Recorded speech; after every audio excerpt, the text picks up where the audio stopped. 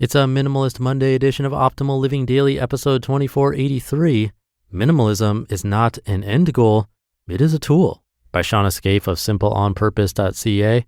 And I'm Justin Malik. Happy Monday and welcome back to Optimal Living Daily, or the OLD podcast, where you can start or end your day on the right foot by simply listening to the best blogs I can find and get permission from.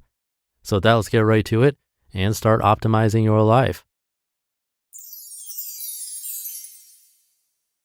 Minimalism is not an end goal, it is a tool, by Shawna Scafe of simpleonpurpose.ca.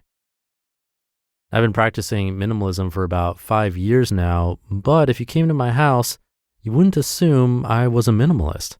My kitchen is full of craft supplies and appliances, and I have a jar hoarding problem that my husband makes fun of until he needs all the jars for his screw and nail collection. My living room is full of books, and every shelf has a collection of tools, toys, and socks that never made it back to their homes. My bedroom has clothes on the floor, and baskets of folded laundry seem to live at the foot of the bed. I'm not apologizing for this because I have learned that minimalism isn't about stuff. When I started minimalism, the goal was to declutter my home. And as I learned, I was really decluttering my life. The decluttering process was an emotional boot camp. You're getting rid of things you used to identify with, clothes you never wear, things that you have to admit you will never get around to using, things that you hold on to for security, things that have sentimental value. You get rid of the purchased and curated layers of yourself. And then you take time in the empty moments to ask, if I can get rid of these things I thought I had to have, but it turns out I don't really love or need, then what is it that I do love and need the most? Minimalism is the tool to reach the goal. Minimalism becomes less about having fewer possessions and more about how you are living life. And when you stop to think about it, you might see that you probably aren't living the life you wanted. I knew I had made this mental shift in approaching minimalism as decluttering to minimalist as a lifestyle, but didn't quite identify until I heard someone else explain it. I recently listened to a podcast from the Cohesive Home where they were discussing intentional living. They said something that was a bit of an aha moment for me. They said, minimalism isn't the goal, minimalism is a tool to reach the goal. So what is the goal? The goal is to live a life you want, with the things you value, in a home you take care of, with people you love, and time and space to live with purpose and passion.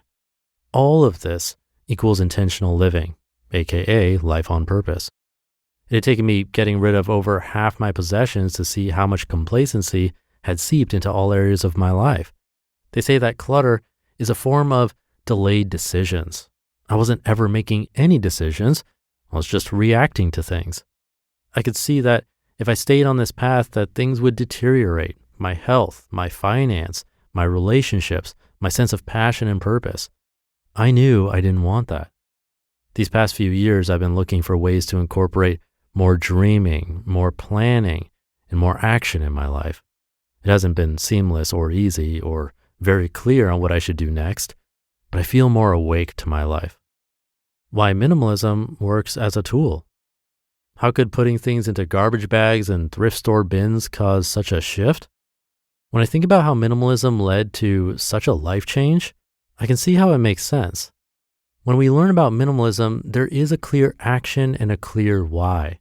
Get rid of the clutter, you will feel better, and your house will be cleaner. So maybe we clean out a drawer or a cupboard, or even that room that has become storage in the house, and we feel it. We feel proud and productive. We stand on patches of unearthed carpet looking at clear surfaces, and the possibilities for the space feel endless. Heck, we could even use that room for selfies now, because now the world can see this room without strategic staging out of boxes and piles of clutter. Action leads to feelings.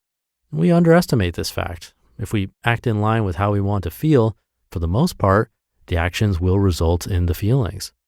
Starting the action of decluttering your home can make you feel empowered. It can lead to feelings of embracing a home and a life that is meaningful to you.